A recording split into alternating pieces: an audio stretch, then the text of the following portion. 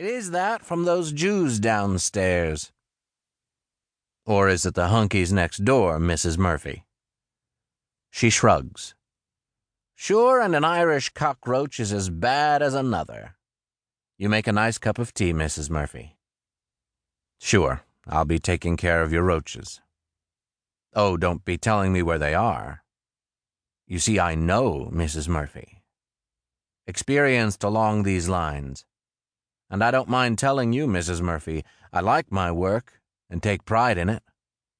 Well, the city exterminating people were around and left some white powder, draws roaches the way whiskey will draw a priest. They are a cheap outfit, Mrs. Murphy. What they left was fluoride.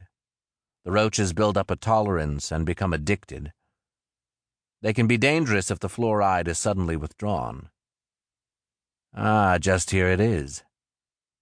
I have spotted a brown crack by the kitchen sink, put my bellows in, and blow a load of the precious yellow powder.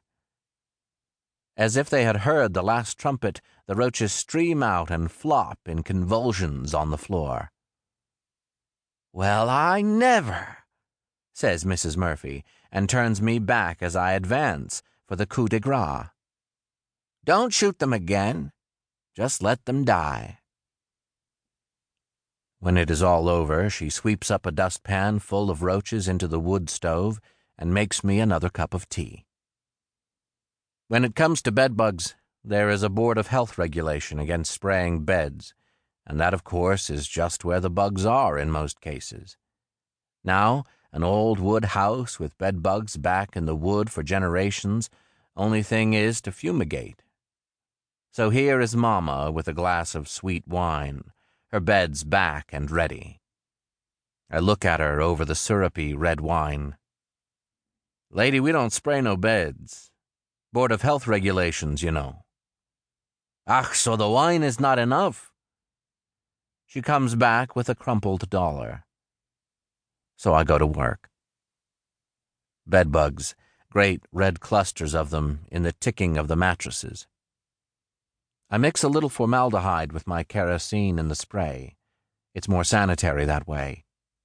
And if you tangle with some pimp in one of the Negro whorehouses we service, a face full of formaldehyde keeps the boy in line. Now you'll often find these old Jewish grandmas in a back room like they're bugs. And we have to force the door. With the younger generation, smooth college-trained Jew there could turn into a narcotics agent while you wait. All right, Grandma, open up. The exterminator is here. She is screaming in Yiddish, no bugs are there. We force our way in. I turn the bed back. My God, thousands of them, fat and red with Grandma. And when I put the spray to them, she moans like the Gestapo is murdering her nubile daughter, engaged to a dentist. And there are whole backward families with bedbugs don't want to let the exterminator in.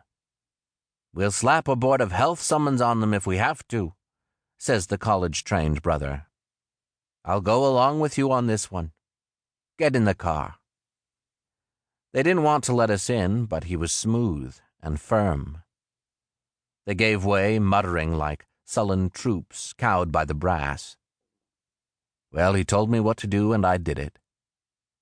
When he was settled at the wheel of his car, cool gray and removed, he said, Just plain ordinary sons of bitches.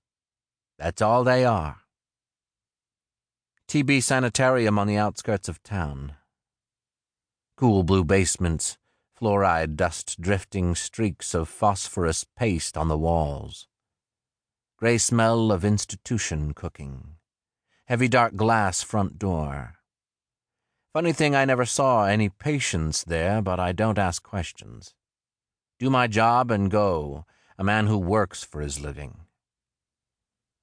Remember this janitor who broke into tears because I said shit in front of his wife? It wasn't me actually said, it was Wagner, who was dyspeptic and thin with knobby wrists and stringy yellow hair. And the fumigation jobs under the table I did on my day off. Young Jewish matron there. Let's not talk about the company. The company makes too much money anyway. I'll get you...